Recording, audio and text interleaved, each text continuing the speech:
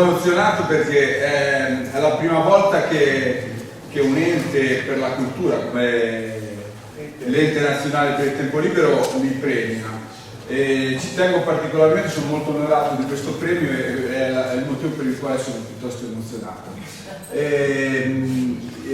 Diciamo che la promozione per me, insomma, della cultura del mare, della pesca e per me, diciamo, della cultura sportiva è una cosa che, diciamo, sta proprio nel mio DNA. Ho vissuto sempre questa attività che è storica tra i liguri della pesca come un'attività propriamente sportiva.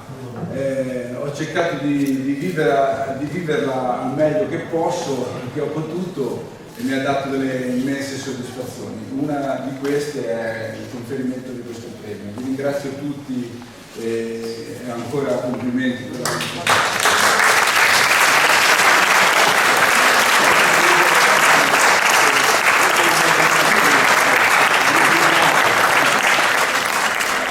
Insomma, a questo punto delle nostre interviste sono un po' emozionato, qui di fronte a me, a fianco a me, voglio dire quello che significa il mare, un uomo, un recordman al mondiale. Ci facciamo subito raccontare la storia, no, di questo record della pesca in apnea. Esatto, allora intanto la pesca in apnea è uno sport. Ma me la spieghi, perché io allora così perlomeno iniziamo dalla spiegazione. Allora. Si lega molto alla cultura, diciamo, dei Liguri, che è una cultura del mare, una cultura della pesca, e nel mio caso è stata interpretata anche come una cultura dello sport, diciamo. Io mi sono sempre sentito più un atleta che un pescatore.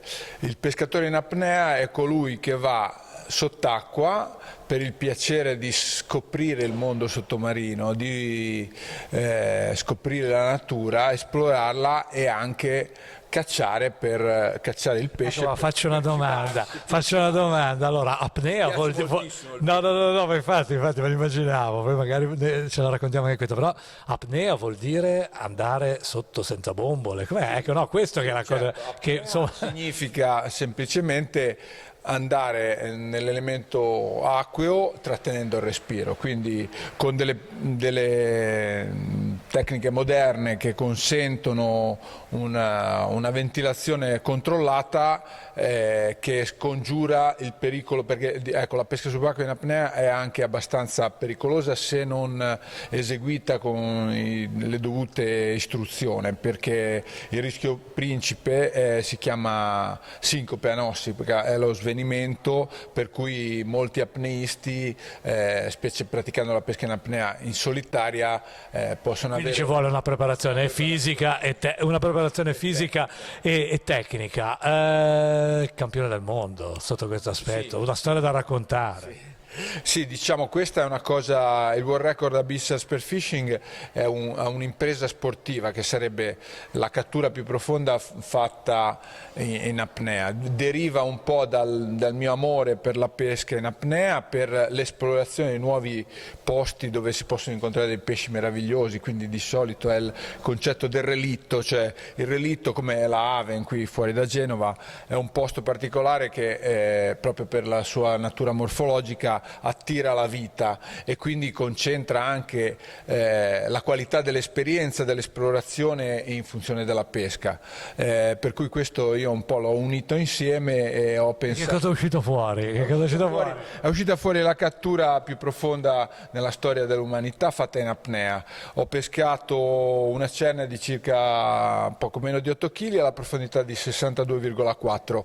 Questo è successo nel 2013, diciamo che adesso siamo nel 2023, io sono ritornato ieri dalla Sardegna dove ho cercato di migliorare il Gabriele del Bene del 2013 che ha stabilito questo record all'età di allora 46 e ora ne ho 56, ho fatto delle immersioni fino a 71 metri di profondità, purtroppo nella settimana che avevo scelto per l'incontro del pesce non si è presentato il pesce. Se mancava il pesce, scusa.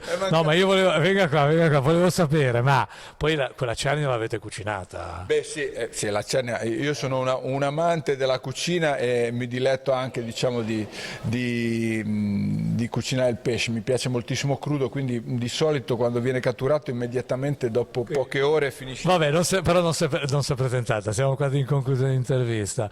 Però il tema poi di oggi era quello anche dell'ecosostenibilità, del rispetto del mare, siamo in una prestigiosa location come il Galata, abbiamo di fronte a noi il mare, siamo a Genova per i giovani, con i giovani però anche un grande insegnamento. Sì, il pescatore in apnea, per come lo vedo io, in funzione della tutela dell'ambiente è anche diciamo un osservatore dei cambiamenti del mare, dei cambiamenti in funzione anche dei cambiamenti climatici. Ad esempio in questi ultimi 40 anni io nella mia esperienza ho potuto fotografare in quello che dal punto di vista evoluzionistico è un battito di ciglia dei cambiamenti incredibili, ad esempio l'arrivo di pesci come il pesce serra che prima non esisteva, adesso ha occupato le nuove nicchie ecologiche, l'esposizione incredibile dal punto di vista della Cernia che non c'era e con l'innalzamento della temperatura è esplosa, è una specie, quindi insomma. Però il pesce che si doveva presentare per migliorare il record non si è presentato. All'appuntamento non abbiamo visto nessuno. Va bene, adesso. Fallito il record. Però adesso abbiamo un momento particolare, ci dicono, quindi insomma andiamo a vedere che cosa succede tra pochissimo.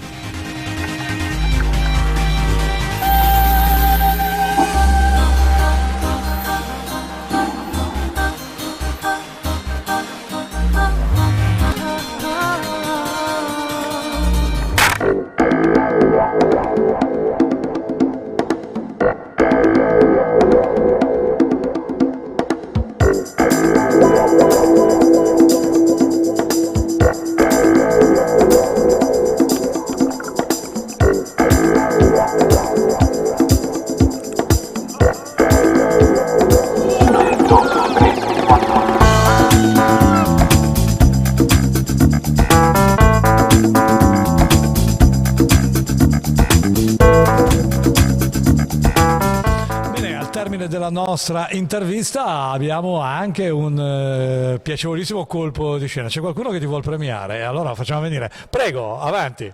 Ecco qua, prego. Qua. Allora, ti vuoi presentare? Cosa succede? Allora, sono un ragazzo che ha aderito anni fa al progetto Sport Support, oramai è diventato TikToker ufficiale sia di Sport Support che di Veleggiando e appunto questo è il premio. Come ti chiami?